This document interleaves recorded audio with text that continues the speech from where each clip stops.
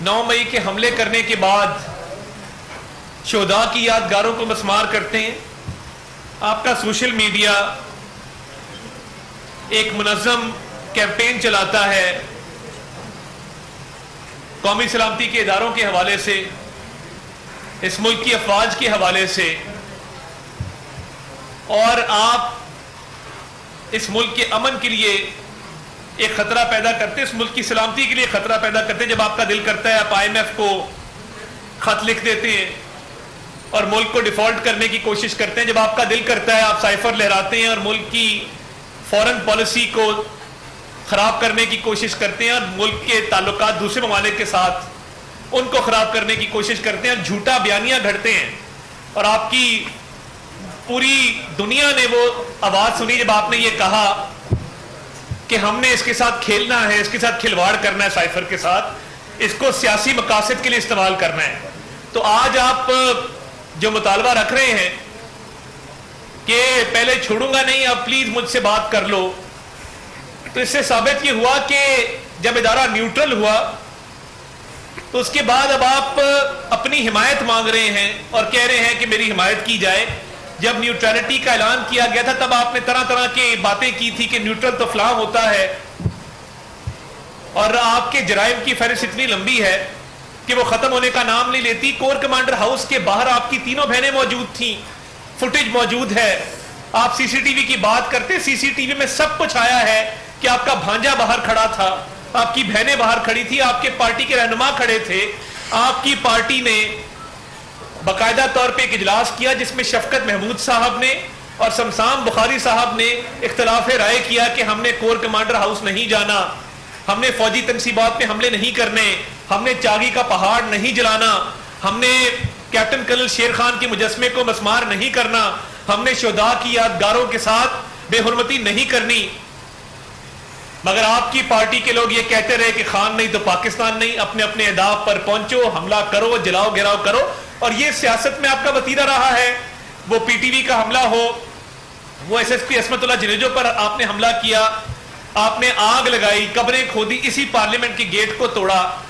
تو آج جو آپ کہہ رہے ہیں کہ نمائندہ مقرر کیا جائے آپ سے بات چیت کرنے کے لیے, آپ کی سمجھ نہیں آتی ہے کہ کبھی گریبان پکڑ لیتے کبھی پیر پکڑ لیتے, یہ یکدم سفر کیسے طے ہوتا ہے. اور دیکھیے اس ملک کی سلامتی کے اوپر کوئی کمپرومائز نہیں ہے.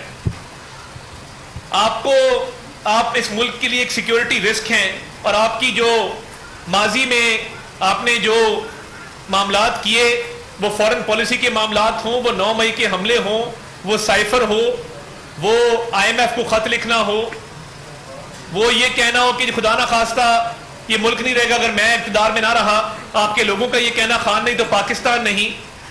تو میں یہ سمجھتا ہوں کہ یہ جو فوج کے ادارے کو سیاست میں ملوث کرنا چاہتے ہیں یہ ان کی ایک نئی سازش ہے, ایک نئی کہانی گھڑی گئی ہے جیل کے اندر سے کہ ایک دن اپنی ویب سائٹس پہ فوج کے خلاف منظم پروپیگنڈا کرتے. اور اس کی ایک وجہ یہ بھی ہے, یہ جو کہہ رہے ہیں کہ نمائندہ مقرر کرے میرے سے بات چیت کرنے کے لیے, ان کو پتا ہے کہ ان کا جو سوشل میڈیا سیل پکڑا گیا ہے اس کے تانے بانے ملک دشمنوں سے ملتے ہیں, اور انہوں نے اس بات کو پریمپٹ کرنے کی کوشش کی ہے کہ رؤف حسن اور جو وہاں پہ تمام لوگ ایک ملک دشمن ایجنڈے کے تحت ایک سوشل میڈیا سیل چلا رہے تھے اور ملک دشمن حکومتوں سے ان کے رابطے تھے. تحقیقات ہوں گی, تمام چیزیں سامنے آ جائیں گی. ان کو پتا ہے کہ وہاں پہ جن قوتوں سے ان کے رابطے تھے اور یہ ان رابطوں کے ذریعے ملک دشمن پالیسیاں بنا رہے تھے, سوشل میڈیا کے اوپر ملک کی امن سلامتی کو نقصان پہنچانا چاہ رہے تھے. پہلے آپ دہشت گردوں کو واپس لے کر آئے, ان کو بسایا خیبر پختونخوا میں, آج وہاں کے حالات خراب ہیں. آپ کی 11 سال سے حکومت ہے خیبر پختونخوا کے اندر, آپ کی حکومت نے کاؤنٹر ٹیررزم کے لیے کیا کیا, نیشنل ایکشن پلان کے ذریعے کیا کیا, کاؤنٹر ٹیررزم ڈپارٹمنٹ کیوں نہیں کھڑا کیا, وہاں پہ امن کے قیام کے لیے آپ نے کیا اقدامات کیے. دہشت گردوں کو آپ بسائیں, IMF کو لیٹر آپ لکھیں, سائفر کے ساتھ آپ کھیلیں, 9 مئی کے حملے آپ کریں, شہداء کی یادگاروں کو آپ مسمار کریں, آپ سوشل میڈیا سیل چلائیں جو ملک دشمن ایجنڈے پر کاربند ہو, اور اب آپ کہہ رہے ہیں کہ مجھ سے پلیز بات کرو. تو یہ جو ہر بات پہ ایک یو ٹرن ہے, اور ان کو یہ بات قابل قبول ہی نہیں تھی کہ ادارہ نیوٹرل ہو گیا, اس لیے اب یہ کوشش کی جا رہی ہے کہ فوج کے ادارے کو اپنے سیاسی مفادات کے لیے سیاست میں ملوث کیا جائے، تو یہ کس طرح کی سیاست ہے اور یہ کس طرح کی منافقت ہے؟ آپ نے آج تک اس ملک کی معیشت کے لیے کیا کیا؟ 2018 میں جو ہستہ بستہ پاکستان ہم چھوڑ کے گئے تھے، میاں شہباز شریف نے آ کے پھر ملک کو ڈیفالٹ سے بچایا. آپ رہ جاتے تو یہ ملک ڈیفالٹ ہو جاتا. ڈیفالٹ سے بچایا اور آج بھی معاشی اصلاحات کے ایجنڈے پہ کاربند ہے انشاءاللہ تعالیٰ اس ملک کو. کل آپ نے دیکھا کہ فچ کی ریٹنگز میں ہمیں CCC+ ملا. کل پالیسی ریٹ کم ہوا ہے. معیشت کے حوالے سے اچھی خبریں آنا شروع ہوئی ہیں. آپ کی جو ایکسپورٹس ہیں ان میں $3 ارب کا اضافہ ہوا ہے، $3 ارب کا.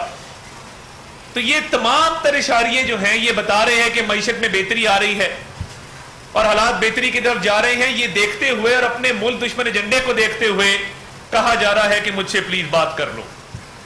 تو یہ ان کے دور معیار ہیں، منافقانہ سیاست ہے کہ 9 مئی کا اعتراف بھی کرتے ہیں کہ میں نے کہا تھا GHQ جاؤ اور احتجاج کرو، اور یہ 2 دفعہ اعتراف ہوا. اور پولیگراف ٹیسٹ سے کیوں بھاگتے ہیں؟ پولیگراف ٹیسٹ جو لینے سے انکار کیا گیا اس لیے کیا گیا کہ اس میں سچ ثابت ہو جائے گا کہ 9 مئی کے حملے آپ اس کے منصوبہ ساز تھے، آپ کی وہ منصوبہ بندی تھی اور ایک منظم سازش کے تحت آپ نے 9 مئی کے حملے کروائے تھے.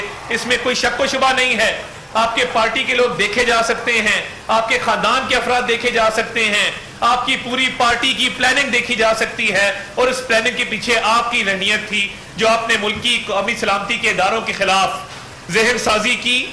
زہر جو ہے وہ گھولا نوجوان نسل کے ذہنوں میں، باہر بیٹھے پاکستانیوں کو تشدد پہ اکسایا، اور اس کے بعد آج کہہ رہے ہیں پلیز مجھ سے بات کرو.